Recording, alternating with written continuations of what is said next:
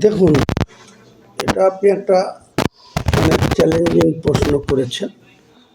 আমি 6 তারিখে বাবরি মসজিদের ভিত্তি স্থাপন করার পর 6 দিনের মাথায় শুক্রবারে যেভাবে মানুষ আবেগপ্রবণ হয়ে ওখানে এসেছিলেন বা জুম্মা পড়েছেন, তারপরের জুম্মা গত 2 দিন আগে হয়েছিল, সেটাতেও যেভাবে পুরুষরা তো নামাজ পড়েন, মহিলারাও যেভাবে চলে আসছেন বিভিন্ন জায়গা থেকে, আমি তো কাউকে নিষেধ করতে পারছি না, কিন্তু দুটো জুম্মাতেই ডবল করে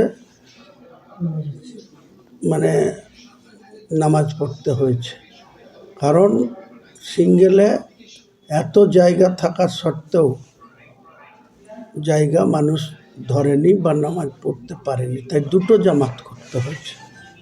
তো আগামী দিনে কী হবে, ইনশাল্লাহ এটুকুই বলবো যে যতদিন বাবরি মসজিদের কাজ চলবে, সম্পন্ন না হবে, ততদিন ওখানে জুম্মার নামাজটা হবে। আবার এখন তো দেখছি যে একজন ইমাম সে 5 ওয়াক্ত নামাজও পড়াচ্ছেন ওখানে।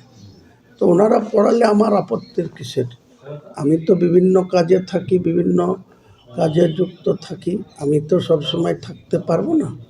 আমাকে বিভিন্ন কাজে, রাজনৈতিক কাজে, বিভিন্ন নিজের ব্যবসার কাজে আমাকে অন্য জায়গায় থাকতে হবে। যাদের উপরে দায়িত্ব, আরও বেশি করে দায়িত্ব প্রসারিত করব, আরও বেশি করে ইমাম সমাজের লোকদেরকে, যারা 5 ওয়াক্ত নামাজ পড়ান বা পড়েন, তাদেরকে আরও বেশি করে একটা শক্তপোক্ত বড় ধরনের একটা কমিটি করে দেব। নিশ্চয়ই দূর দূরান্ত থেকে যেসব মানুষ আবেগে আসছেন, বাবরি মসজিদের টানে আসছেন, তাদের যাতে কোনো অসুবিধা না হয় সেটা দেখব।